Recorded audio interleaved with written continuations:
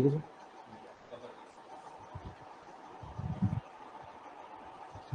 Okay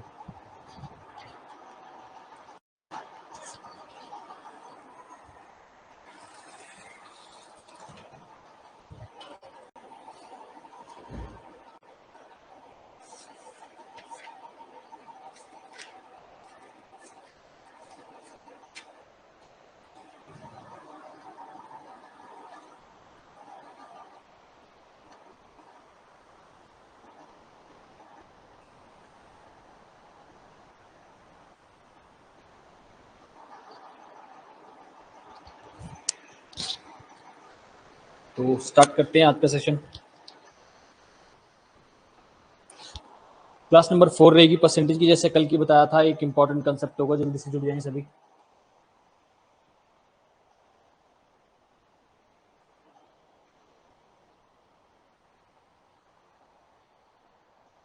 तो ज्यादा वक्त ना लेते हुए स्टार्ट करते हैं। मेरी आवाज आ रही है आप लोगों को, या माइक को आज भी मैं हाथ में पकड़ करके रखूं?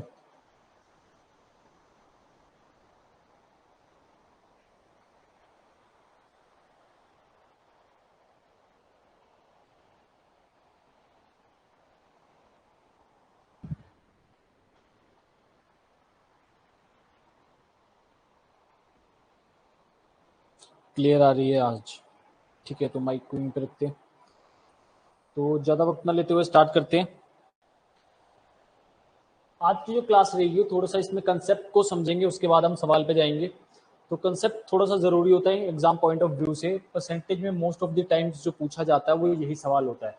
जिस इंसान ने थोड़ी सी प्रीवियस ईयर क्वेश्चंस देखा है या कुछ देखा हुआ है, उसे इस कंसेप्ट से थोड़ा सा जान पहचान उसकी होगी, उसे पता चलेगा कि इस टाइप के सवाल हमने देखे हुए हैं। तो पहले कंसेप्ट समझेंगे पूरी तरह, फिर कोई डाउट होगा तो मैं कमेंट्स लूंगा, लेकिन पहले पूरी तरह सुनेंगे उसे। कंसेप्ट क्या कहता है?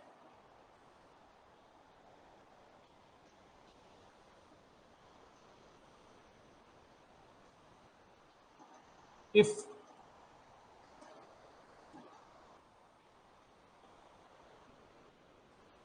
A into B is equal to constant,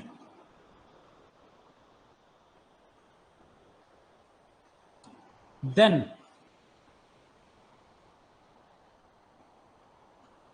A is inversely proportional to B and B is inversely proportional to A। कहने का मतलब क्या है कि A और B का अगर हम प्रोडक्ट करते हैं और हम चाहते हैं कि उनका जो प्रोडक्ट आए वो कांस्टेंट रहे, मतलब हम इसे प्रोडक्ट करने के बाद प्रोडक्ट को कांस्टेंट चाहते हैं, तो A जो होगा वो B के इनवर्सली प्रोपोर्शनल होगा और B जो होगा वो A के इनवर्सली प्रोपोर्शनल होगा। इनवर्सली प्रोपोर्शनल को हिंदी में कहें तो विक्रम अनुपाती होगा। बोलने का मतलब है अगर A बढ़ेगा तो B घटेगा, B बढ़ेगा तो A घटेगा। इतनी सी बात क्लियर सभी को?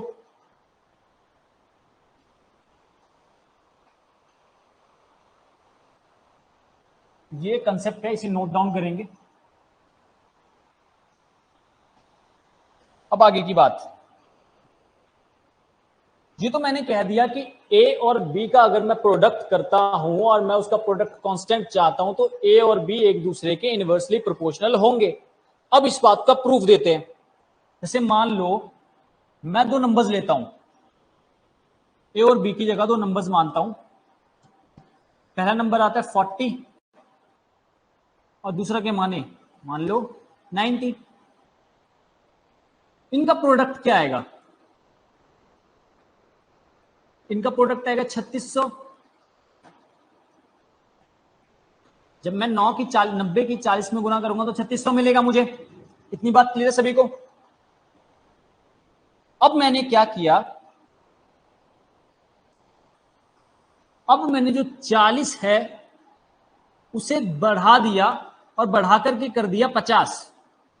रेड से विजिबिलिटी मुझे लगता है थोड़ी सी कम है, तो येलो से लिखते हैं।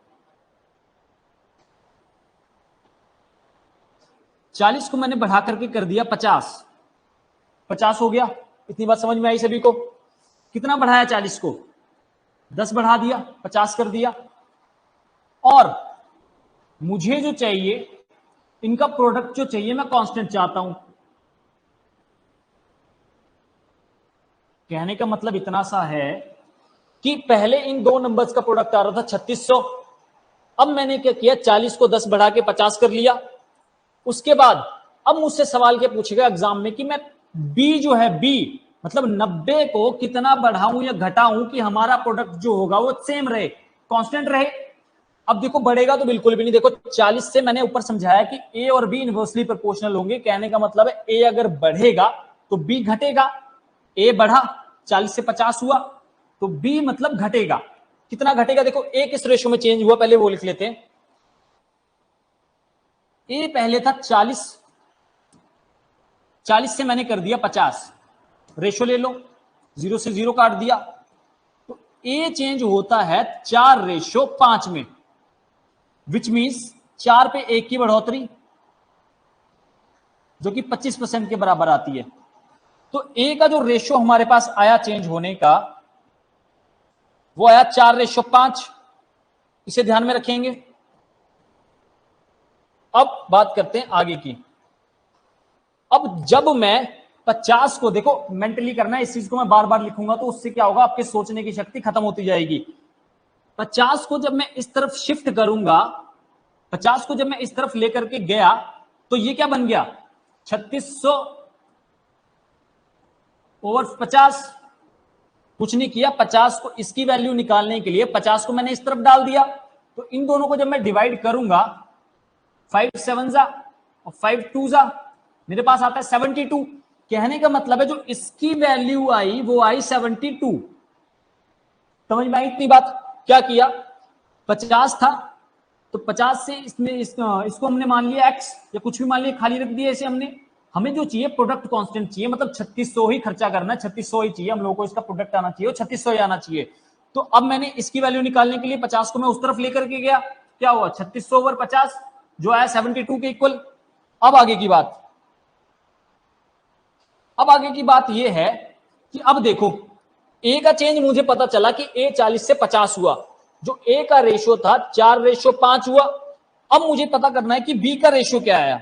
बी में जो चेंज आया वो कितना आया, देखो बी क्या था, बी पहले 90 था, पहले 90 था ना यहां, अब 90 से क्या हो गया, कम हुआ, कम हो गया कितना आ गया 72, 90 से आ गया 72। इतनी बात क्लियर है सभी को? अब इसका मैं रेशियो लूं तो ये मुझे 90 देख के डायरेक्टली पता चल रहा है कि 18 से कटेगा, 18 5 जा 92 और 18 4 जा 72। इसका रेशियो आ जाएगा 5:4, 5:4 इसका रेशियो आ गया। अब थोड़ी सी ध्यान देने वाली बात यह है कि बी का हमारे पास रेशियो आता है 5:4। तो मैंने अभी जो ऊपर बात की है कि अगर हम लोगों को दो नंबर्स का प्रोडक्ट करने के बाद जो प्रोडक्ट चाहिए वो कांस्टेंट चाहिए, तो ए अगर बढ़ेगा तो बी घटेगा। बोलने का मतलब है कि अगर एक ऊपर की तरफ जाएगा तो दूसरा नीचे की तरफ आएगा, तो अब मतलब इनका जो रेशो होगा वो एक दूसरे का उल्टा होगा। तो वही चीज देखो मैंने प्रूव कर दी। ए किस रेशो में चेंज हुआ, ए हुआ 4 से 5, तो बी उसका उल्टा 5 से 4 हो गया ना। ये बात मेरी ऊपर वाली सेटिस्फाई कर दी कि ए का रेशो अगर 4 से 5 हुआ, 4 था पहले 5 हुआ, तो बी की रेशो क्या होगा 5 से 4 हुआ, इसका उल्टा बिल्कुल। इतनी बात क्लियर है सभी को? इसमें कोई डाउट तो बताओ, जल्दी कमेंट कर सकते हैं कोई डाउट अगर इसमें तो। इतनी बात समझ में आई सबको?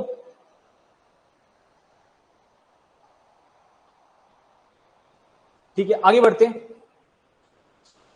अब देखो इसी चीज को मैं एक और अच्छा सा एग्जांपल देकर के आपको समझाता हूं जिससे आपको और क्लैरिटी मिल जाएगी और एग्जाम में जैसे पूछेगा। एक्सपेंडिचर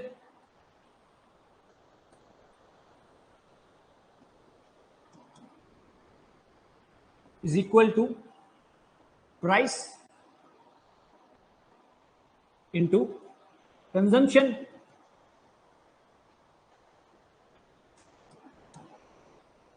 अब हिंदी में इसे कहें तो हिंदी में क्या कहेंगे, हिंदी में इसे कहेंगे एक्सपेंडिचर आ जाएगा खर्चा। खर्चा बराबर है मूल्य गुणा कंजम्पशन को क्या कहेंगे हिंदी में, उपभोग।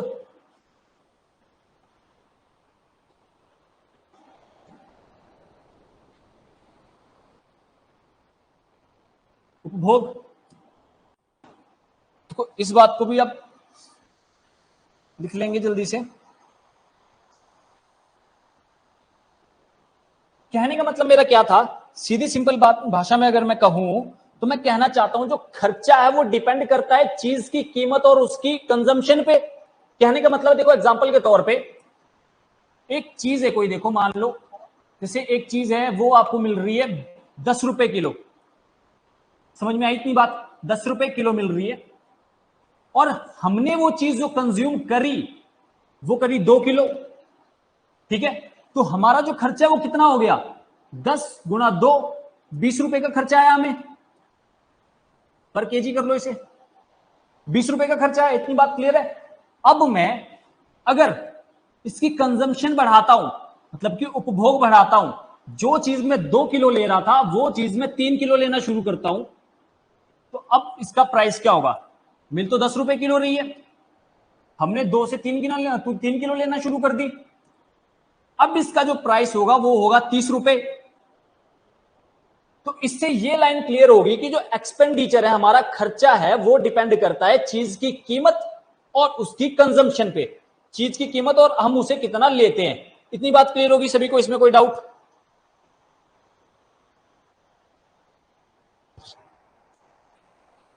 ठीक है, इतनी बात, इतनी कहानी खत्म होगी। अब देखो, अब कहानी क्या आती है, देखो अब ये थोड़ा रिलेटेबल एग्जांपल्स हैं, इसमें ज्यादा दिमाग लगाने की जरूरत नहीं, इसमें मैथ्स नहीं है, डेली बोलचाल की जिंदगी है। कहता क्या है कि चीज की जो खर्चा जो होगा वो किसी चीज की कीमत और उसके उपभोग पे डिपेंड करता है। अब मान लो मैंने कह दिया कि मुझे जो है वो खर्चा सेम रखना है, खर्चा मुझे सेम रखना है, मतलब मैं 30 रुपए ही खर्च करना चाहता हूं, और जो इसका प्राइस था वो बढ़ गया 10 से 20 हो गया, तो अब जो होगा मुझे जो इसमें 3 किलो में ले रहा था इसमें कमी करनी पड़ेगी, ऑब्वियस सी बात है। पकड़ पाई इस बात को? देखो कहने का मतलब सिर्फ इतना सा है, देखो सवालों में ये चीजें ज्यादा क्लियर हो जाएंगी। कहने का मतलब मेरा क्या है, टमाटर था, टमाटर की कीमतें बढ़ी, तो वही टमाटर जो घर में 2 किलो या 3 किलो तक आ जाता था, वही टमाटर घर में 1 किलो या आधा किलो आने लग गया। तो क्या हुआ, देखो जब टमाटर का प्राइस जो था वो बढ़ा, ऊपर की तरफ एरो लगाया मतलब बढ़ा, तो उसकी जो कंजम्पशन थी वो घटी, घर में टमाटर आना कम हुआ। जब उसका प्राइस, देखो किसी भी चीज का जब प्राइस बढ़ता है, किसी भी चीज की जब कीमत बढ़ती है तो उसकी डिमांड ऑटोमेटिकली कम हो जाती है। अब किसी चीज की कीमत अगर सस्ती होती है तो उस चीज की डिमांड बढ़ जाती है, लोग सोचते सस्ता है तो बटोर लो जितना बटोर सके। अगर कीमत बढ़ती है तो लोग कहते हैं ज्यादा पैसा खर्च नहीं करेंगे, कंजप्शन को घटा देते हैं थोड़ा। देखो जैसे टमाटर था ना, टमाटर का प्राइस बढ़ गया, कंजप्शन अपने आप घटी, घर में कहने लगे कि टमाटर को जो टमाटर सलाद में यूज किया जाता था उसी टमाटर को अब सिर्फ सब्जी में डाला जाने लगा, मतलब टमाटर के यूज को हमने थोड़ा सा लिमिटेड कर दिया। तो उसमें जब प्राइस, देखो सीधी सी बोलचाल की बात, जिंदगी की बात है, अगर किसी चीज की कीमत बढ़ती है तो उसकी कंजम्पशन घटती है। तो कहने का मतलब क्या है, प्राइस का रेशो जो होगा वो इनवर्सली प्रोपोर्शनल होगा कंजम्पशन के रेशो के, और जो कंजम्पशन का रेशो होगा वो भी इनवर्सली प्रोपोर्शनल होगा प्राइस के रेशो के। मतलब देखो इनवर्सली प्रोपोर्शनल मतलब प्राइस बढ़ा तो कंजम्पशन घटी, कंजम्पशन बढ़ी तो प्राइस घटा। समझ गई इतनी बात? इतनी बात क्लियर है सभी को? देखो यही कंसेप्ट है जो मैंने पीछे प्रूफ किया, वो समझ में नहीं भी आता कोई बात नहीं, ये चीज है, बस यही कंसेप्ट है, इसका ही हम क्वेश्चन में यूज करेंगे कि जो प्राइस है और जो कंजम्पशन है उसका रेशो जो होता है उल्टा होता है। मान लो प्राइस का रेशो मैं आपको देता हूं 2:3, तो कंजम्पशन का जो रेशो होगा वो इसका उल्टा 3:2 होगा। ऊपर मैंने बात प्रूफ कर दी कि 3:2 क्यों होगा। इतनी बात सबको क्लियर? इसमें कोई डाउट किसी को तो कमेंट करें जल्दी।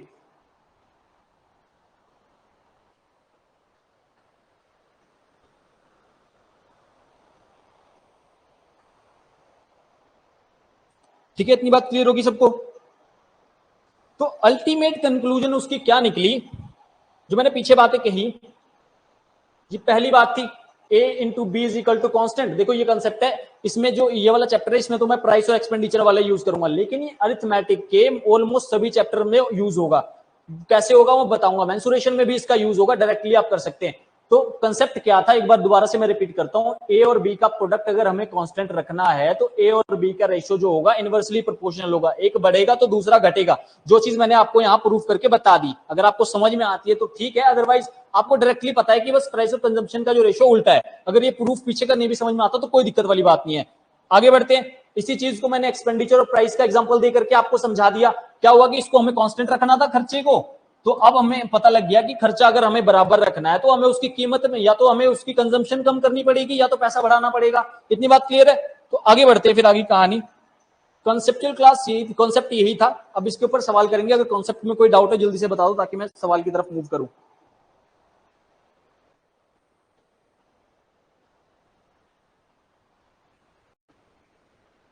क्लियर है तो थम्स अप का साइन भेजेंगे, अगर नहीं है तो फिर कुछ जो डाउट आपको है वो भेजेंगे।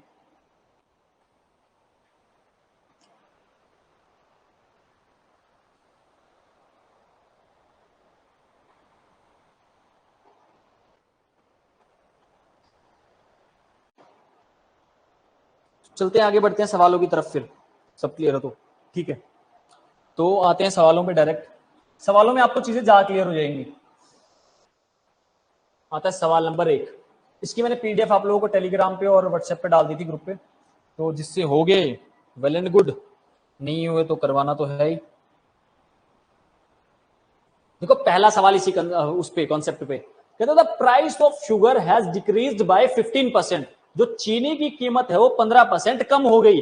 Bye what percent can a person increase the consumption so that there is no change in his expenditure. देखो ये लाइन यहां गोल्डन लाइन है कि नो चेंज इन एक्सपेंडिचर, मतलब जो इंसान है, देखो कहानी क्या है कि जो चीनी की कीमत थी 15% बढ़ गई, लेकिन जो इंसान था वो अपना खर्चा बढ़ाना नहीं चाहता था, एक्स्ट्रा पैसा खर्च नहीं करना चाहता था। तो अब पूछा है कि उसे कितनी परसेंट, कितनी चीनी कम खरीदनी पड़ेगी ताकि उसका खर्चा जो है कम रहे। तो मैंने आपको जैसे डायरेक्टली बताया, प्राइस का रेशियो क्या हुआ, देखो 15% की फ्रैक्शन वैल्यू क्या होती है, 15% की फ्रैक्शन वैल्यू क्या होती है, 3/20। 5% जो होता है, देखो 10 बार बताया कि फ्रैक्शन वैल्यू उसको याद करो, अदरवाइज कोई फायदा ही नहीं है। 5% होता है 1/20, तो ये किसका 3 गुना है, 15 5 का 3 गुना था, तब मैंने ले लिया कि 3/20। इतनी बात क्लियर, सबको बार बार नहीं लिखूंगा, अभी स्टार्टिंग में लिख रहा हूं, अदरवाइज आगे मैं सीधा डायरेक्ट चलूंगा, तो जल्दी से जल्दी फ्रैक्शन वैल्यूज को याद करें। 20, तो कहता क्या है, प्राइस जो था चीनी का वो किस रेशो में चेंज हुआ, 20 पे 3 की कमी आई, मतलब पहले 20 उसकी कीमत थी, तो अब 20 से 3 कम, देखो डिक्रीज क्या रहा ना, 20 से 3 कम मतलब 17 हो गई। ये आ गया हमारे पास प्राइस का रेशो। जैसा कि मैंने आपको पहले कंसेप्ट बता दिया कि प्राइस और कंजम्पशन का जो रेशियो है एक दूसरे का उल्टा होगा, तो कंजम्पशन का रेशियो क्या आ जाएगा, इसका उल्टा, 17:20। ठीक है। अब पूछते हैं कि उसने अपनी कंजम्पशन को कितना परसेंट घटाया। कहने का मतलब पहले अगर वो 17 किलो चीनी लाता था तो अब वो 20 किलो ला रहा है, क्योंकि कीमत बढ़ी। जैसे मैंने आपको पहले कहा कि कीमत घटेगी, कीमत घटेगी, देखो 20 से 17 कीमत होगी तो कंजम्पशन बढ़ेगी। जब कीमत घटेगी तो चीजें ज्यादा आएंगी घर में, जो चीज कीमत बढ़ेगी तो सप्लाई कम, डिमांड कम हो जाएगी। तो अब पूछते हैं कितने परसेंट वो कम हुआ, कितने की कमी आई, 3 की, कितने की आई, 17 पे, परसेंटेज के लिए इंटू 100%। देखो सिंप्लीफाई नहीं किया हुआ तो डायरेक्टली 3 की 100 में मल्टीप्लाई होगी 300, 17 तो नीचे है ही परसेंट, और ये आपके सवाल का जवाब हो जाएगा। क्वेश्चन नंबर 1 का जवाब हो जाएगा ऑप्शन नंबर बी। इसमें कोई डाउट किसी को? शिक्षा शर्मा क्लियर है, ठीक है। आगे बढ़ते हैं अगले सवाल पे। पूरा क्यों नहीं आ रहा आज, इसको दोबारा स्टार्ट करते हैं।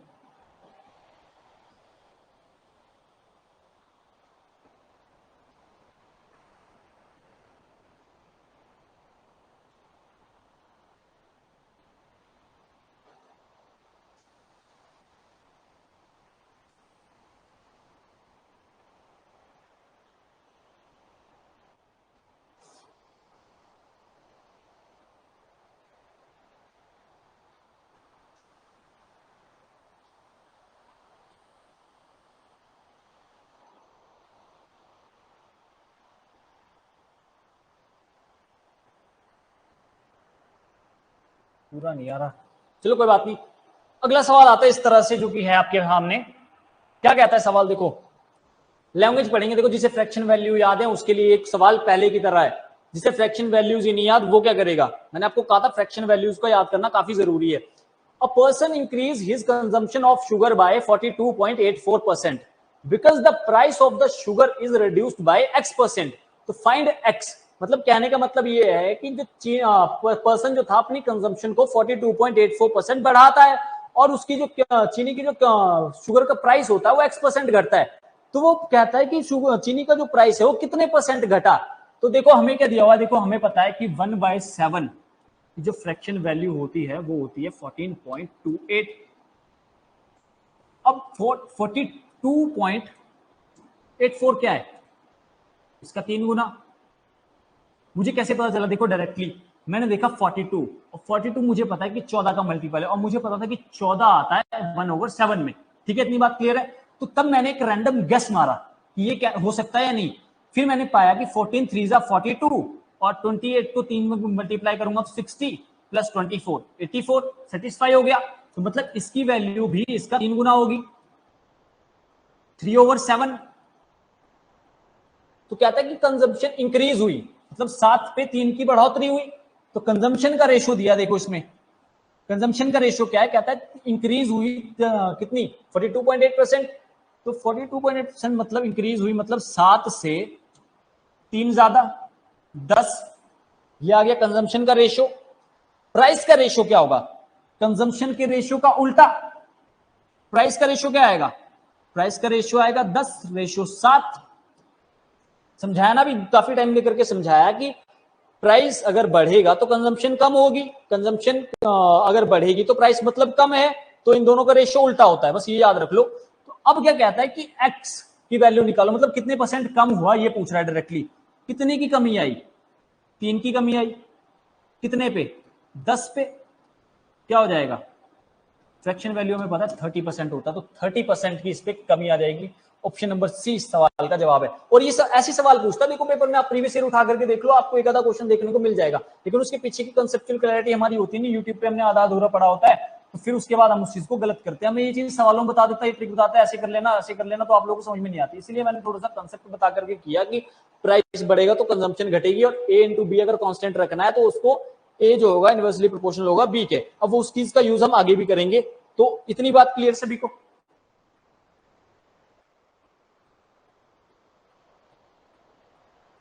इतनी बात क्लियर है आई थिंक। आगे चलते हैं। अगला सवाल हमारे पास आता ही है, जो कुछ इस तरह से है। देखो 12-13 क्वेश्चन लाया हूं इस टाइप पे, मतलब सेम ही टाइप है इनकम एक्सपेंडिचर वाला। इस पे 12-13 सवाल लाया हूं, बिल्कुल जीरो से स्टार्ट करेंगे और थोड़ा ऊपर तक जाएंगे कि अच्छा लेवल रहे सवालों का। जैसे एक्सपेंडिचर पे चेंज पूछ लेगा वहां तक जाएंगे। तो कहता क्या है, rice is now being sold at 29 rupees per KG. ठीक है, चावल जो है 29 रुपए पर किलो बिक रहा है। During the last month it's cost was 25 rupees per KG. Last month उसकी जो कीमत थी वो 25 रुपए पर किलो थी। By how much percent should a family reduce its consumption so as to keep the expenditure same as the before? देखो इसमें भी हमें एक्सपेंडिचर सेम रखना है, मतलब खर्चा हमें सेम रखना है। और इसमें देखो क्या है, correct to the nearest decimal place, मतलब अप्रॉक्स आंसर निकालना है ताकि हम यूनिट डिजिट या डिजिटल सम का किसी का यूज ना कर सकें, इसलिए ये ऐसा देता है एग्जामिनर। तो चलो कोई बात नहीं इसकी। तो कहता है कि एक्सपेंडिचर कांस्टेंट रखना है, और यही जो है कीमतें थी वो इस तरह से बढ़ी और कम हुई। तो देखो वही कहानी है, प्राइस क्या हुआ, प्राइस का रेशियो क्या होगा। प्राइस पहले पिछले महीने क्या था, 25 था, बढ़ गया, बढ़ के क्या हो गया 29। जब प्राइस का रेशियो 25/29 आया तो कंजम्पशन का रेशियो क्या आएगा,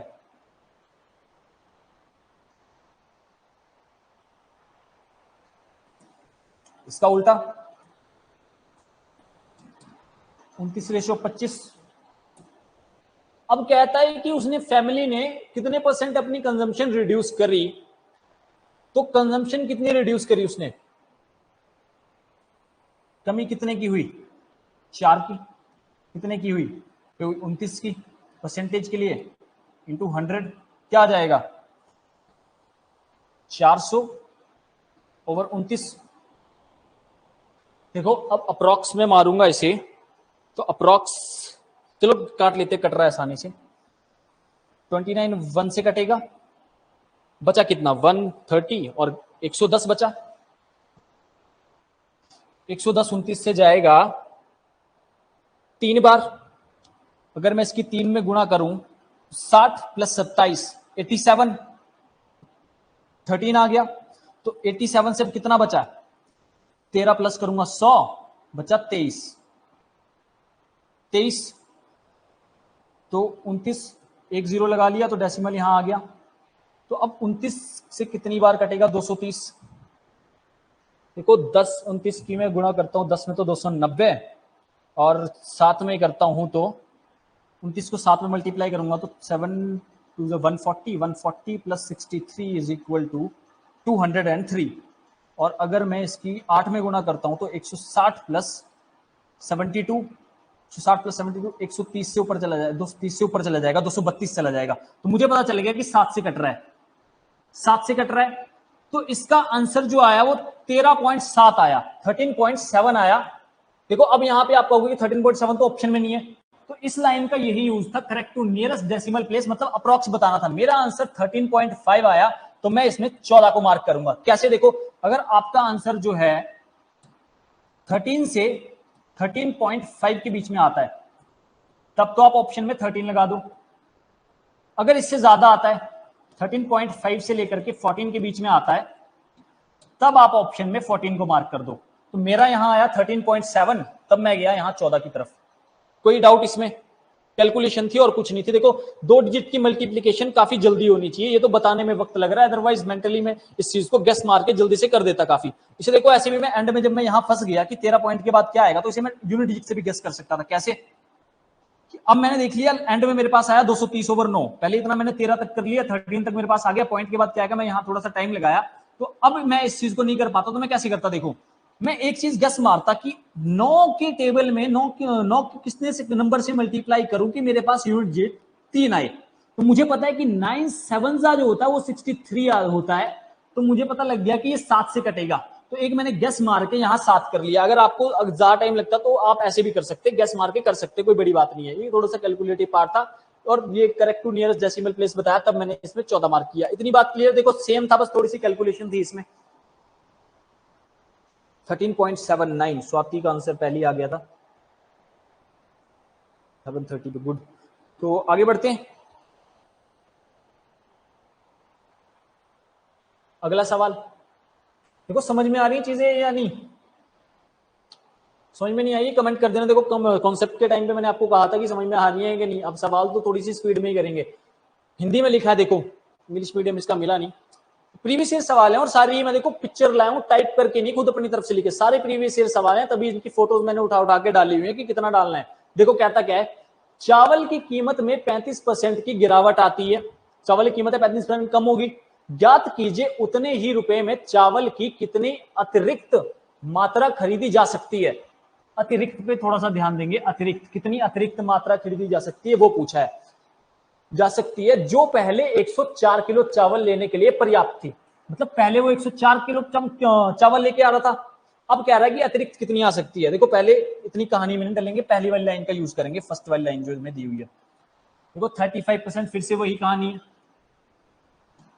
5 का कितना 7 गुना है। अब मैं बार बार नहीं बताऊंगा, इसकी वैल्यू आ जाएगी 7/20। 5% की वैल्यू 1/20, 7 गुना है तो इसकी 35 की वैल्यू 7/20। इतनी बात आपको अब तक क्लियर हो जानी चाहिए। कहता है प्राइस में गिरावट आई है, कीमत में। प्राइस मतलब 20 से हो गया 7 कम 13। समझ गए इतनी बात? तो कंजम्पशन का रेशियो क्या होगा, इसका उल्टा, 13:20। समझ में आई बात? अब क्या कहता है, देखो अब इसने थोड़ा सा डिफरेंस दे दिया। सेम क्वेश्चंस नहीं लाया, अलग अलग लाया हूं ताकि आपके कम क्वेश्चंस में ज्यादा टाइप्स कवर हो जाएं। अतिरिक्त कितनी ला सकता है? अतिरिक्त यहां लाया कितनी, 7 ज्यादा लाया। यही हमसे पूछा हुआ है 7 यूनिट की वैल्यू। ठीक है, ये निकालनी है। कहता है पहले वो 104 किलो लाता था, लेकिन पहले यूनिट्स में कितने लाता था, 13 लाता था। अब कीमत घटने की वजह से 20 लाने लगा, तो 13 की वैल्यू हमें दी हुई है 104। कितने गुना? 13 8 जा 104। क्लियर होगी इतनी बात? 13 8 जा 104। तो अब हमसे पूछता है कि अब वो कितने अधिक लाया, कितने अधिक लाया? 7। तो 7 की वैल्यू भी 8 गुना होगी, 56 किलो वो चावल फालतू लेकर के आएगा, जो कि आपके सवाल का जवाब है ऑप्शन नंबर सी। अब इसमें एक और सवाल बन सकता था, वो क्या है कि वो सवाल ये बन सकता था कि आपसे पूछ लेता कि अब वो कितने किलो चावल लाने लगा। ये तो इसने बड़े हुए पूछ लिया, तो ये भी 20 की वैल्यू पूछ सकता था, अब वो कितने किलो चावल लेने लगा। अगर पहले वो 104 किलो लेता था, तो अब वो कितने चावल लेने लगा, ये चीज भी इसमें पूछ सकता। तो इसको क्या करेंगे, इसको भी 8 गुना कर देंगे, कितना? 160। तो कहने का मतलब है अब वो 160 किलो चावल ले रहा है। दो सवाल बन सकते थे, एक कि कितना फालतू लेकर के आया, दूसरा कि अब पहले अगर 104 किलो लेता था तो अब कितने किलो लेगा। तो ये भी, इसका भी आंसर आपके पास आ गया। इसमें कोई डाउट किसी को?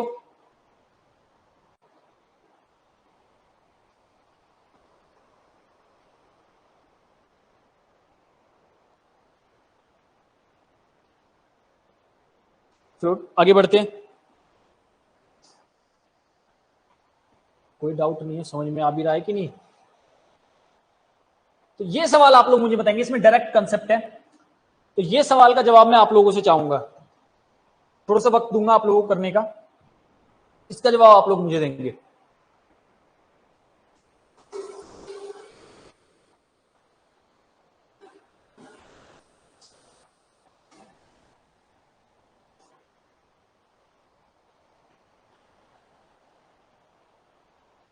डायरेक्ट कंसेप्ट है वो, a into B is equal to constant. तो इनका रेशियो जो होगा इनवर्सली प्रोपोर्शनल होगा। देखो इतना बता देता हूं, तो इसका आंसर आप लोग मुझे देंगे।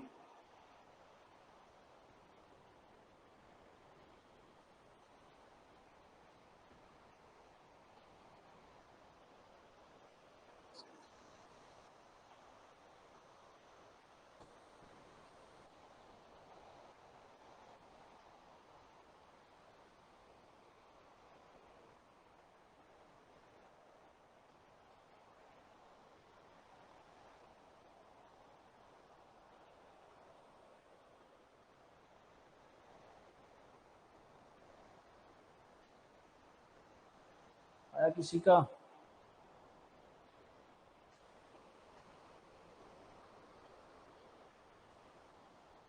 एक जवाब आया शायद। चलो ज्यादा वक्त बर्बाद न करते हुए खुद ही करते हैं। कहता क्या है? x is inversely proportional to y if x is increased by, देखो ये लाइन ही दे दी, पहले हिंट ही दे दिया इसने कि x is inversely proportional to y, मतलब x जितना बढ़ेगा y उसका उल्टा बढ़ेगा। If x is increased by 37.5, देखो इसमें आप लोग मुझे लग गया पता फंसे कहाँ होंगे। 37.5 की आपको फ्रैक्शन वैल्यू याद नहीं होगी, आप रेशियो बढ़ा नहीं पाए होंगे। कितनी बार कहा है फ्रैक्शन वैल्यूज को याद करके आओ, तभी चीजें आसान होंगी, अदरवाइज इसको करते रहो, परसेंटेज में बढ़ाते रहो, 100 से 137.5 लो, करते रहो calculation, then find percentage change in the y। किसी का जवाब नहीं आया? एक जवाब आया कोई, चलो बता देते हैं, इसको पहले दे दिया हुआ है। कहता क्या है? x जो है अब 37.5, देखो क्या है, कितनी बार कहूं कि ये है 3/8, 1/8 की फ्रैक्शन वैल्यू होती है 12.5, उसका 3 गुना है ये। 12 में जब 3 से मल्टीप्लाई करूंगा 36, और 0.5 की जब 3 में मल्टीप्लाई करूंगा 1.5, तो 36 प्लस 1.5 37.5। और ये फ्रैक्शन वैल्यू जो मैंने आपको टेलीग्राम में डाली थी वो याद करना काफी जरूरी है। तो देखो क्या कहता है, 8 पे कितने की बढ़ोतरी हुई? 3 की। 8 से 11 हो गया x, y क्या होगा? y हो क्या होगा उल्टा इसका, 11 से 8। देखो ऊपर वाली लाइन में दे तो दिया था कि इनवर्सली प्रोपोर्शनल है, इसमें दिमाग लगाने की जरूरत क्या थी, और दे दिया 11 से 8। कहता है कितने परसेंट की कमी हुई? 11 से 8 गया, कितनी कमी आई? 3 की। कितने पे? 11 पे। देखो जिसे फ्रैक्शन वैल्यू नहीं याद है वो यहां भी फंस जाएगा। मुझे पता था एक 1/11 की फ्रैक्शन वैल्यू होती है 9.09। देखो 1/9 में चलता है 11 का टेबल, 1/9 की वैल्यू 11.11, 2/9 की 22.22 और 1/11 में चलता है 9 का टेबल, 1/11 की वैल्यू 9.09। तो 3/9 की कितनी, 9 3 27.27। बस ये टेबल चलता है इसमें 1/11 और 1/9 में। तो इस सवाल का जो जवाब होगा वो ऑप्शन नंबर ए आ जाएगा 27.27। ये शीट मैंने आप लोगों को सेम पीपीटी टेलीग्राम ग्रुप में और सब में डाल दिया ताकि आप उसे पहले से सॉल्व कर सकें, लेकिन किसी का कोई रिस्पॉन्स आ नहीं रहा उस हिसाब का। आ गया आपका आंसर 27.27। इसमें कोई डाउट किसी को? देखो फ्रैक्शन वैल्यूज से कितनी चीजें आसान होगी, मैं तब कह रहा हूं फ्रैक्शन वैल्यूज को याद कर लो। एक बार फ्रैक्शन वैल्यूज याद करनी है, हर चैप्टर में यूज होगा। अगर इसे फ्रैक्शन वैल्यू आपको याद नहीं होती तो पता क्या करना पड़ता, फिर आपको करना पड़ता 100 से 137.5 बढ़ाना पड़ता, फिर दूसरा y जो होता है 137.5 से 100 हो जाता, फिर इनका रेशियो लेने बैठते, 1 0 यहां लगाते, काटते पीटते, इतने में उम्र बीत जाती, आंसर नहीं आता, टाइम भी हो जाता। सीखना जरूरी नहीं है कि लिमिटेड टाइम पीरियड के अंदर सीखना जरूरी है। मैं कहता हूं देखो आप किसी क्वेश्चन को निकाल रहे हो, उसमें ले रहे हो 2 से 3 मिनट, तो उसमें आपका लॉस ये है कि आप अपने 2 से 3 सवाल और ले रहे हो, खा जाओगे उसमें। इसमें टाइम लगा दोगे, समय निकल जाएगा, अगले सवाल जो आपको आते भी होंगे आसान वो भी छूट जाएंगे। तभी कह रहा हूं जल्दी सीखो, फ्रैक्शन वैल्यूज को याद करो और उससे क्या होगा, कैलकुलेशन काफी आसान हो रही है। कोई डाउट किसी को? 8/3 शर्मा, ये किस चीज का जवाब है? तो फ्रैक्शन वैल्यू 3/8 होगी, 8/3 नहीं होगी। ठीक है, आगे बढ़ते हैं अगले सवाल की तरफ। देखो इसमें ये इस सवाल को लाने के पीछे का मकसद, देखो काफी आसान सा सवाल है, इस सवाल को लाने के पीछे का मकसद क्या था मैं आपको समझाऊंगा अभी। कहता है due to some crisis some people from state A migrated to state B and thereby the population of the second state is increased by 19.96%. However, at a later stage, all of them returned to state A. Then by what percent did the population of state B decreased? देखो कहता क्या है, एक state थी, कुछ crisis के कारण state A से कुछ लोग जो थे माइग्रेट होकर के चले गए स्टेट बी में, कितने, और उसके कारण क्या हुआ, जो स्टेट बी की पॉपुलेशन थी उसमें इंक्रीज आया कितने का, 19.96 का। ठीक है, bye there by population of second state increase by 19.96। तो कहता है कि however at the later stage, जब वो वापस आ गए स्टेट ए में, तो तब जो होगा कितने परसेंट का चेंज आएगा, कम होगी स्टेट बी की पॉपुलेशन। देखो कहता क्या है, 2 स्टेट थी ए और बी। देखो अब इसमें देखो अप्रॉक्स लेंगे आंसर। देखो मैं देख पा रहा हूं कि आंसर्स काफी दूर हैं, 16 19 और 18 17 दूर दूर आंसर्स हैं। तो मैं क्या करूंगा, 19.96 मुझे दिख रहा है, ये जो 20 के करीब है, 0.40 तो कम है, तो मैं इसमें थोड़ी सी अप्रोक्सीमेशन मान लेकर के इसको 20% कर लेता हूं। 20% की वैल्यू मुझे पता है 1/5 है, समझ में इतनी बात। तो कहने का मतलब ये है, अगर इसकी पॉपुलेशन 5 है तो अब 6 हो जाती है, 20% ज्यादा, समझ में आई। तो जब ये इसमें जाता है तो 20% बढ़ जाती है, प्लस 20%। अब क्या होता है, वो लोग स्टेट बी से स्टेट ए में वापस आ जाते हैं, यहां से यहां आ गए। ठीक है, कितने की कमी हुई, 1 की, कितने पे हुई, 6 पे। मुझे पता है फ्रैक्शन वैल्यूज आपने ध्यान दिया, 1/6 की जो फ्रैक्शन वैल्यू होती है वो होती है 16.66%। ठीक है, तो ये मेरा आंसर आ गया, लेकिन मैंने परसेंटेज को थोड़ा सा भी ज्यादा माना था, 19.96.4 मैंने से ज्यादा माना था, तो मेरा जो आंसर होगा वो 16.66 से हल्का कम होगा, काफी माइनर सा कम होगा। तो कितना कम होगा, देखो एक ही ऑप्शन में दिया हुआ था 16.64%। देखो इससे अप्रोक्स भी कर सकते हैं आप। इसका फायदा क्या हुआ, देखो इस सवाल को डालने के पीछे मेरा एक ही मकसद था कि आप लोगों को अगर डाटा टिपिकल मिले तो आप लोग क्या करें कि उसे अप्रोक्स मान ले और ऑप्शंस को देखें, ऑप्शंस में नजर मारें और ऑप्शन देखें दूर दूर है तो उसे अप्रोक्स यूज कर लें। ये सिखाना चाहता था मैं इस सवाल को ला करके। ठीक है, तो देखो क्वेश्चन के बाद अप्रोच क्या होनी चाहिए, क्वेश्चन की पहले सवाल पढ़ो, उसके बाद ऑप्शंस की यूनिट डिजिट को जल्दी से स्कैन कर लो। सवाल पढ़ा, ऑप्शन की यूनिट डिजिट स्कैन कर ली, उससे क्या फायदा हुआ, आप लोगों को पता चलेगा कि आप लोगों को पूरी कैलकुलेशन करनी है या नहीं करनी है। यूनिट डिजिट अलग अलग होगी, फिर आपका काम यूनिट डिजिट से बन जाएगा। तो ये अप्रोच होनी चाहिए सवाल की। ऊपर से देखो, अब आप लोग इसको अप्रोक्सिमेट लेते हैं ना, 19.96 अपने आप में काफी टिपिकल परसेंटेज है, इसी में उलझ के रह जाते। अब कुछ का तो यहाँ पे हार्ट फेल हो जाता 19.96 देख के, वो सवाल ही छोड़ देते, कहते कि 19.96 इतनी कॉम्प्लिकेटेड है भाई, इसे छोड़ के मैं आगे चढ़ता हूँ, लेकिन इसे हमने 20% मार दिया। तो ऐसे आप ऊपर नीचे कर सकते हैं, ऑप्शंस में गैप होता है और काफी। देखो एग्जामिनर अगर कोई सवाल कैलकुलेटिव बनाता है तो उसके ऑप्शंस को हमेशा आसान देता है।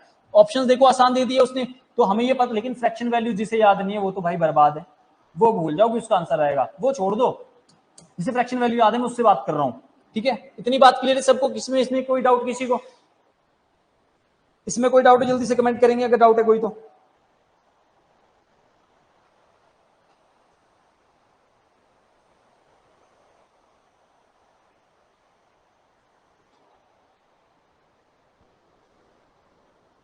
चले आगे, क्लियर है इतनी बात सभी को? आगे बढ़ते हैं,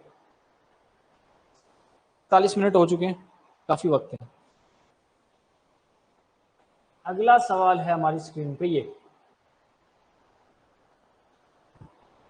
देखो, ये सवाल मैंने तब डाला कि मैं उस a into b a constant का आपको यूज दिखा सकूं किसी और चैप्टर में, जो कि है मेंसुरेशन।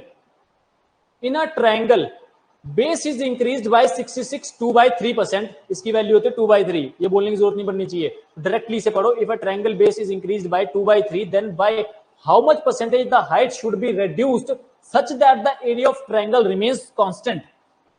ये रिमेन्स कांस्टेंट पे ध्यान दो, हमें एरिया को कांस्टेंट रखना है, वही कंसेप्ट हो गया। कैसे? देखो, हमें पता है एरिया जो होता है ट्रायंगल का वो होता है half into base into height. Clear सभी को? अब इसमें से 1/2 तो कांस्टेंट रहेगा, तो इसे हम नहीं लेंगे। 1/2 तो 1/2 ही रहेगा ना, चाहे जो मर्जी सवाल का डाटा दे दो तो कांस्टेंट रह गया। तो अब एरिया जो था हमारा वो डिपेंड करने लगा बी और एच के प्रोडक्ट पे, बेस और हाइट के प्रोडक्ट पे। इतनी बात क्लियर होगी? अब हमें सवाल में क्या दे दिया? हमें सवाल में दे दिया कि एरिया जो है हमें कांस्टेंट रखना है। तो ये वही कॉन्सेप्ट बन गया ना कि a into B is equal to constant. तो a जो होगा इनवर्सली प्रोपोर्शनल होगा b के, और b जो होगा इनवर्सली प्रोपोर्शनल होगा a के। ठीक है, मतलब b का जो रेशो होगा h के रेशो का उल्टा होगा। इतनी बात क्लियर है?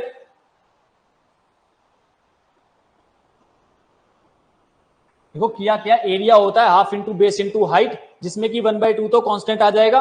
तो एरिया डिपेंड करता है ब्रेड्थ और बेस और हाइट के प्रोडक्ट पे।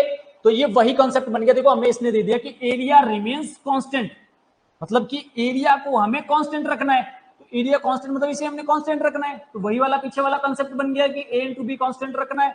ठीक है, तो इनका जो रेशियो होगा उल्टा होगा। करते हैं इस सवाल को। क्या कहता है, जो बेस का एरिया है, बेस में क्या चेंज आया? इंक्रीज हुआ 2/3, मतलब जो पहले 3 था तो 3 से 2 इंक्रीज होकर के 5 हो गया। इतनी बात क्लियर है? तो हाइट का जो रेशियो होगा वो इसका उल्टा होगा, मैं प्रूफ कर चुका हूं पहले, 5:3। अब कहता है कि कितना परसेंट उसकी हाइट को हमने घटाया। कितना घटाया? 5 से 3 किया। 5 से 3 पे गए, कितना कम किया? 2 की कमी। कितने पे? 3 पे, 5 पे, सॉरी, बेस 5 था ना, 2 की कमी करी किस पे? 5 पे। और हमें डायरेक्टली पता है 1/5 होता है 20%, तो 2/5 होगा 40%। आपके सवाल का जवाब ऑप्शन नंबर बी। तो देखो ये कंसेप्ट काफी इंपॉर्टेंट हो जाता है एग्जाम पॉइंट ऑफ व्यू से, क्योंकि इस कंसेप्ट से आप सिर्फ परसेंटेज की क्वेश्चंस नहीं, प्रॉफिट एंड लॉस और ये मेंसुरेशन के सवालों को भी लगा सकते हैं। और ये आते हैं ऐसे मेंसुरेशन के सवाल, देखो काफी बेहतरीन लैंग्वेज थी सवाल की। देखो हुआ क्या, चुटकियों में हो गया। हमें कंसेप्ट पता था कि ये एरिया इसके ऊपर डिपेंड करता है, लेकिन थोड़ा सा दिमाग तो लगाना पड़ेगा कि एरिया जो है वो उसके बेस और हाइट के प्रोडक्ट पे डिपेंड करता है। और जब हमें कांस्टेंट रखने को कह दिया, फिर हमने वही कंसेप्ट लगा दिया, इन दोनों का रेशियो जो था वो उल्टा कर लिया। इतने में कोई डाउट किसी को तो कमेंट करे प्लीज।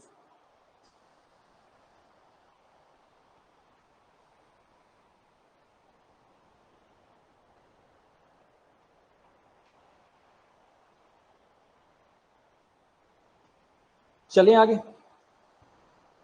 समझ में आ रहा है ना, समझ में आ रहा है कि समझ में ना आ रहा हूं, मैं पढ़ाई चलाऊं। देखो, और जो नोट करते हैं उनसे मैं एक बात कहूंगा कि आप सवाल नोट करने मत बैठ जाना कि क्वेश्चंस को नोट कर रहे हैं फिर उसके बाद कर रहे हैं, तो समझोगे कब क्लास में। सवाल की मैंने आपको पीपीटी ऑलरेडी अपलोड करवाई हुई है, आप सीधा अगर नोट भी करना चाहते हो कोई सोल्यूशन तो उसका सिर्फ सोल्यूशन करो, इतनी सी पॉइंट, इतना सा पार्ट। सवाल थोड़ी नोट करना है, सवाल नोट करने में तो सवाल ही नोट करते रह जाओगे, उतनी देर में मैं सवाल शिफ्ट कर जाऊंगा। कोई है तो नहीं ऐसा।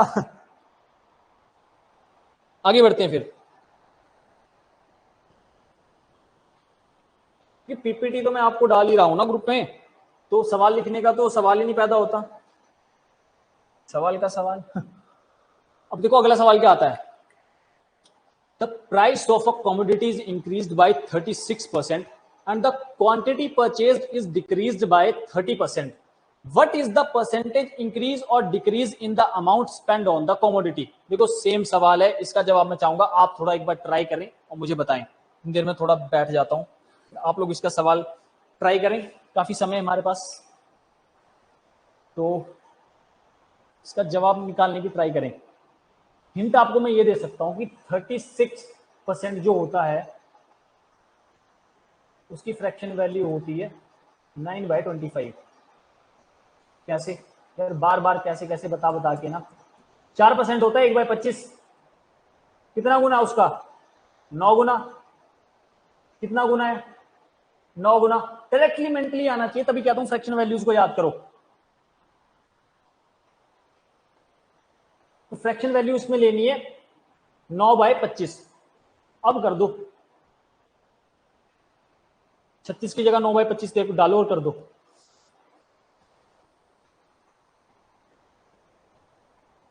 भाई 8 सवाल करा चुका, अब तो आंसर दे दो। जिसने कंसेप्ट पढ़ लिया वो तो निकाल देगा, उसे मैंने हिंट भी दे दिया कि 9/25 होगा ये।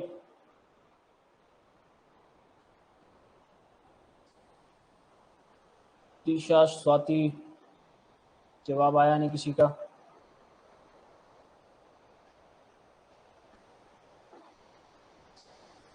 थोड़ी देर और फिर मैं खुद निकालूंगा इसे, ट्राई करें। तो मेरा करना थोड़ी ना मैटर करता है, मैं तो सॉल्व कर दूंगा। आपने कितना किया वो मैटर करता है। मैं तो कहूंगा जो वीओडी देख रहा है, वो जो रिकॉर्डेड देख रहा है, वो वीडियो को एक बार रोक ले, सवाल जब आएगा खुद ट्राई करे, फिर नहीं होता है तब सॉल्यूशन को आगे प्ले करे।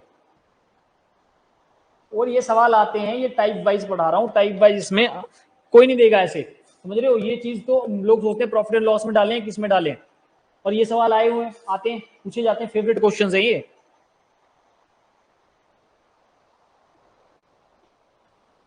1 मिनट से ज्यादा समय हो गया, किसी का जवाब नहीं आया।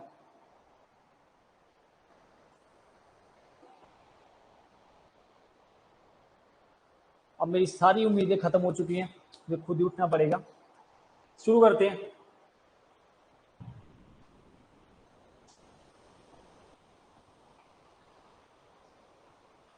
क्या था, क्या देखो, प्राइस जो होता है वो बढ़ता है 36%। 36% मैंने आपको बता दिया, 9 की बढ़ोतरी होगी 25 पे, ठीक है। 4% 1/25, तो 36% 9/25। प्राइस का रेशियो क्या हुआ, प्राइस का रेशियो क्या हुआ, आया नहीं किसी का जवाब अभी। प्राइस का रेशियो क्या हुआ, देखो 25 से ज्यादा 9, 25 से 9 ज्यादा कितना हो जाएगा, 34।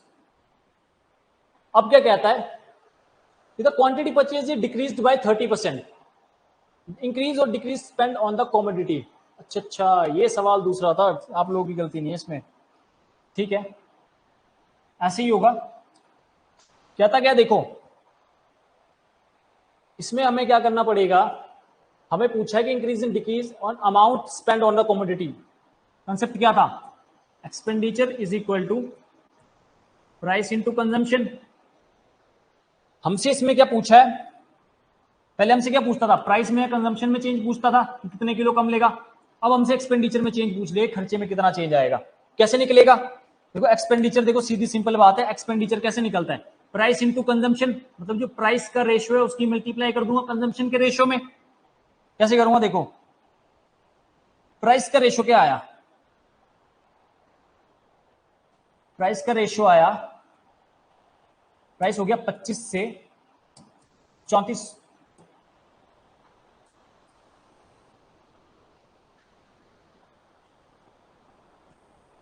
कंजम्पशन क्या हुई, कंजम्पशन जो हुई वो डिक्रीज हुई 30% से।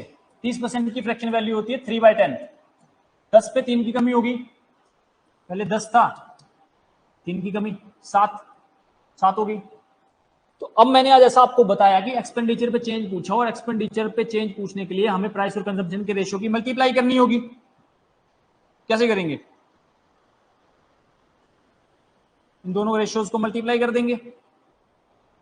25 को जब मैं मल्टीप्लाई करूंगा, 25 इंटू 10, दोनों रेशियो की मल्टीप्लाई की, 34 इंटू 7, 34% डिक्रीज हुई, ठीक है। तो अब जब मैं इसे निकालूंगा तो मेरे पास क्या आएगा, काट लेंगे इसे, 2 से जाएगा 5 बार, 2 से जाएगा 17 बार, 17 2 से 34। अब क्या आएगा, 25 गुना 5 125 और 17 गुना 7 17 7 जा 119 119। तो मेरे पास जो रेशियो आया वो क्या आया, 125 रेशियो 119। अब क्या पूछा है कि क्या चेंज आया, देखो ये एक्सपेंडिचर का रेशियो आ गया डायरेक्टली जब मैंने इनका मल्टीप्लाई किया, एक्सपेंडिचर का रेशियो प्राइस इनटू कंजम्पशन। तो क्या था, कितने परसेंट इंक्रीज है डिक्रीज हुआ, इंक्रीज तो हुआ नहीं, हुआ डिक्रीज ही है, डिक्रीज ही हुआ ना, 19 आ गया, डिक्रीज हुआ, ठीक है। तो इंक्रीज वाला सवाल ऑप्शन कट जाएगा। इंक्रीज डिक्रीज कितना हुआ, 6 का, कितने पे, 125 पे। अब इसको कैलकुलेट थोड़ी अच्छी जगह करते हैं,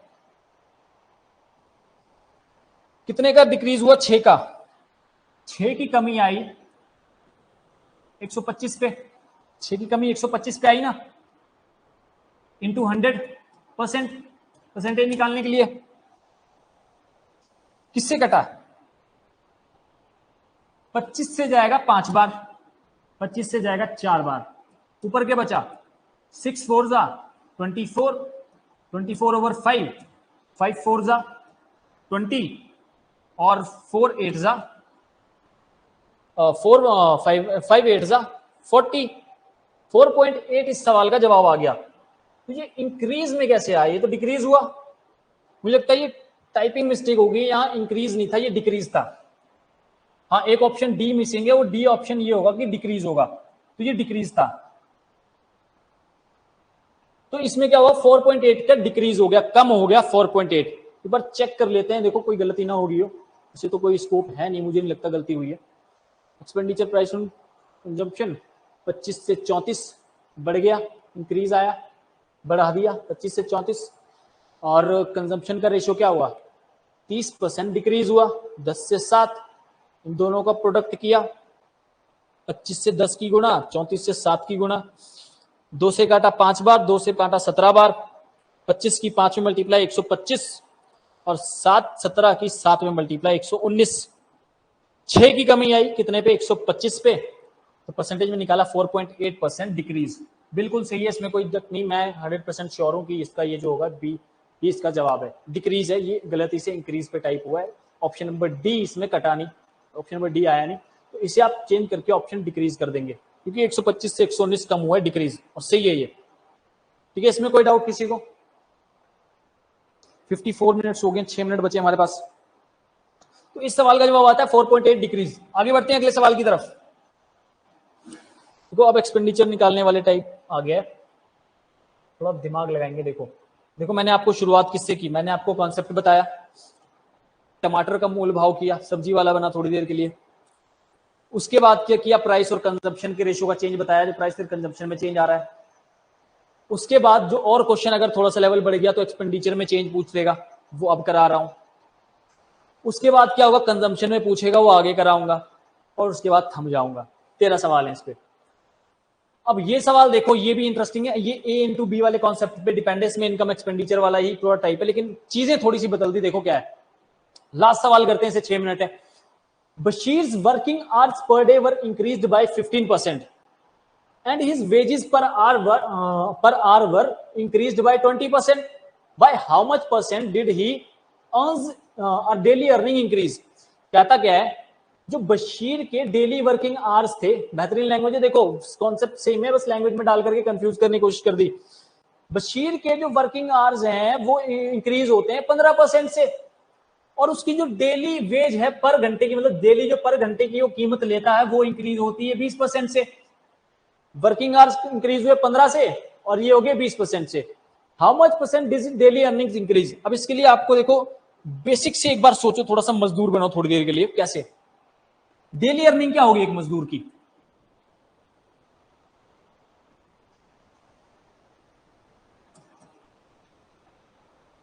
डेली अर्निंग जो होगी वो होगी वर्किंग आवर्स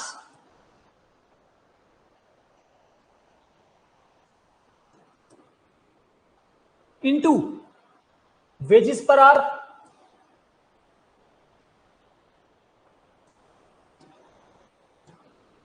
हिंदी में और थोड़ी आसान भाषा में से कहूं तो एक इंसान की जो डेली अर्निंग है वो किस चीज पे डिपेंड करती है कि वो कितने घंटे काम करता है और एक घंटे का कितना पैसा लेता है। मान लो कोई इंसान एक घंटे का 10 रुपए लेता है और वो डेली 3 घंटे काम करता है, तो उसकी टोटल अर्निंग क्या हुई? 30 रुपए। इसी तरह वही इंसान लेता 10 रुपए ही है, लेकिन एक दिन काम ज्यादा होने की वजह से 4 घंटे काम करता है, अब उसकी डेली अर्निंग क्या हुई? 40 रुपए।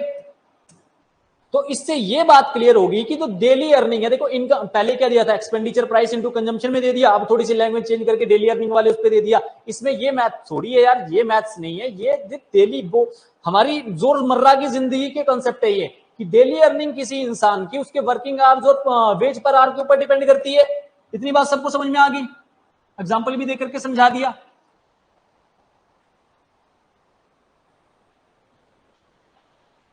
बॉक्स में डाल लो इसे, कंसेप्ट रहेगा इसका। तो इससे मुझे पता क्या चलता है? इससे मुझे ये पता चलता है कि भाई how much percent is daily earning increase. तो जो डेली अर्निंग है वो किस पे, जैसे पिछले क्वेश्चन में क्या था कि एक्सपेंडिचर जो था प्राइस और कंजम्पशन के प्रोडक्ट पे डिपेंड कर रहा था, इसी तरह जो डेली अर्निंग है वो वर्किंग आवर्स और वर्किंग पर आवर के डिपेंड, वर्किंग पर आवर के वेजेस पर आवर के प्रोडक्ट पे डिपेंड करेगा, कितने घंटे काम किया और कितने रुपए का घंटा लेता है। क्या होगा देखो, इसमें भी वही करेंगे, वर्किंग पर आवर डब्ल्यूएच से, देखो दोनों ही वर्किंग डब्ल्यूएच से डिनोट करूंगा, समझ जाना इसे। वर्किंग पर आवर्स कितने बढ़ते हैं? 15%। 15% की वैल्यू मुझे पता है 1/5, 5% का 3 गुना है। 1/5 की वैल्यू होती है, देखो बोलूंगा इस बार, 1/5 की वैल्यू होती है 1/20, तो 15% की क्या होगी? 3/20। ठीक है, इंक्रीज हुई है मतलब 20 से 23 हुई। समझ में आई इतनी बात? अब वेजेस जो हैं उसके, वो क्या हुआ? वेजेस पर आवर जो थे वो 20% इंक्रीज हुए। 20% की वैल्यू क्या होती है? 1/5, मतलब पहले 5 थे, 5 रुपए लेता था, तो अब 6 रुपए लेगा। इतनी बात क्लियर है सभी को? पिछले सवाल की तरह बस लैंग्वेज में थोड़ा सा घुमाने की कोशिश करिए। अब मैं डेली अर्निंग निकालने के लिए क्या करूंगा? इन दोनों का प्रोडक्ट, ऊपर लिखा है साफ साफ भाषा में कि डेली अर्निंग निकालने के लिए वर्किंग पर आवर्स और वर्किंग वेजेस पर आवर का प्रोडक्ट निकालना पड़ेगा। प्रोडक्ट कर दिया इसका, क्या आएगा? 20 इंटू 5 100, 23 इंटू 6 क्या होगा? 120, 120 प्लस 18 138। समझ में आया? अब क्या कहता है कि कितना इंक्रीज हुआ? देखो मुझे पता है कि 100 पे जो डायरेक्ट चेंज आता है, मैंने कहा वो डायरेक्टली परसेंटेज में आता है। 100 पे डायरेक्ट चेंज कितना आया? 38 का, तो उसकी जो डेली वेजेस थे कितने बढ़ गए? 38%। और ये सवाल का आंसर था। देखो one of the classical question is it, बस एक्सपेंडिचर की जगह यहाँ पे डेली इनकम और वर्किंग पर आवर्स को डाल दिया, इसमें कोई डाउट किसी को? बाकी आपके सामने सारी कहानी लिखी है, इसमें कुछ और भी डाल सकता है, income is equal to income tax. तो वही कह रहा हूँ कि इसके लिए थोड़ी सी ना बेसिक रोजमर्रा की जिंदगी से रूबरू होना भी काफी जरूरी है। जिसे ये नहीं पता, हम जिसे ये नहीं पता कि डेली अर्निंग जो होता है वर्किंग पर आवर और 1 घंटे के पैसे पे डिपेंड करता है, वो कैसे निकाल लेगा? पता सभी को होगा, मुझे पता है, लेकिन उस चीज को हम यूज नहीं कर पाएंगे। तो वहां एक्सपेंडिचर प्राइस और कंजम्पशन की जगह यहाँ पे डेली अर्निंग और वर्किंग पर आवर और वेज पर आवर्स दे दिए। इसमें कोई डाउट? 7 सेकेंड रह गए। 6 5 4 3 2 1 और 0। 1 घंटा आपका समाप्त हुआ। आगे के सवाल थोड़े से अच्छे सवाल हैं, वो भी। कितने सवाल रह गए? 9, 13 सवाल, 4 सवाल और रहे हैं। उसके बाद एक नया टाइप स्टार्ट करेंगे जिसमें आता है एक्स्ट्रा कमोडिटी, जैसे कि किसी चीज की कीमत इतने % बढ़ने या घटने से जैसे मान लो एक आदमी है सुरेश, तो वो घर से निकलता है चीनी लाने के लिए, तो चीनी की कीमत होती है 20% बढ़ जाती है, तो अब जो पहले वो चीनी लाता था उससे कितनी कम लाएगा, उस टाइप को शुरू करेंगे कल। तो थैंक यू सो मच, आगे की बातें करेंगे कल। तो खत्म करते हैं आज की क्लास को।